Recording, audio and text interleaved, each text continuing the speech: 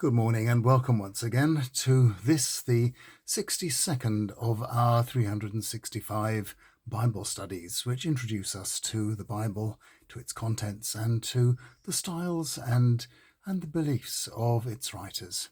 Today we are continuing with the ancient sagas from Abraham to the Exodus, and today we are looking at Jacob wrestling with God at a place called Peniel. Genesis chapter 32, verses 22 to 32. Jacob sent gifts to Esau on ahead of him to win him over, and spent that night in the camp. That same night he got up with his 2 wives, 2 concubines, and 11 children, and crossed over the river Jabbok.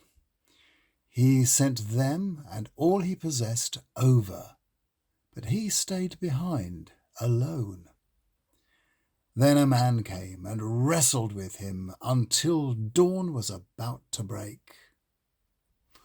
When the man saw he was not overcoming Jacob, he hit him on the hip, dislocating it, and saying, "Let me go, now the daylight is coming." "No," he replied, "not unless you give me a blessing." "What's your name?" the man asked. "Jacob," he answered.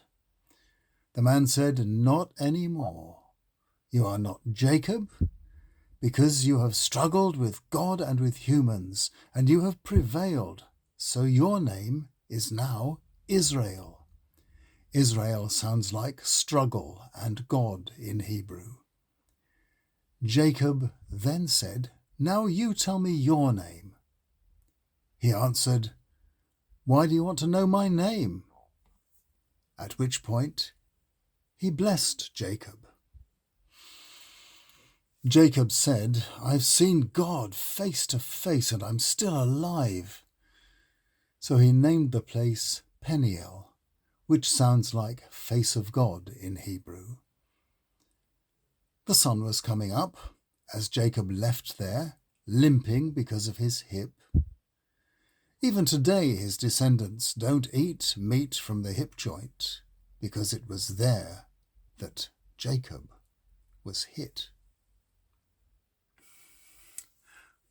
What kind of an encounter is this? Is it right to struggle with God like this? The story is very physical, set back as it is before 1700 BC. But by the time the prophet Hosea in the 8th century BC quotes it, it is firmly being interpreted not as a physical wrestling match, but as a spiritual struggle. Hosea in Hosea 12 verses 3 and 4 says, "When Jacob was a grown-up, he wrestled with God. He fought with the angel and won. He wept and asked for a blessing." Hosea treats the story as an allegory, as an encouragement to all of us in our spiritual struggles.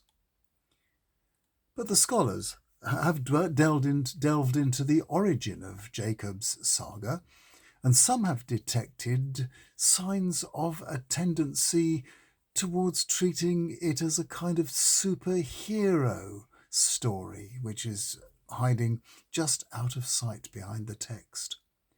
There are signs here of a Jacob who is potentially God's equal, someone who gets his way and receives his blessing. Hosea looked at it differently. He was arguing that the people's faith had not matured and hardened, but remained in the soft realms of fantasy. Something has to happen to make the faith of a child turn into an adult faith. Looked at in this way, Jacob's ladder begins to look like Santa Claus coming down the chimney, and Jacob's fight with God at Peniel represents the maturing of faith through struggle, hardship, and endurance. This was an understanding of the story that fits well with Hosea's vision of God later on. Now, we should not be afraid to engage with God and our faith traditions in an adult way. We are not expected to believe in God like a child believes in the Tooth Fairy or Santa Claus. For some of us, this will sometimes be a struggle. But as Hosea realized, it is the only way to receive the ultimate blessing. Tomorrow, we move on to the saga of Jacob's son, Joseph, and I'll see you then.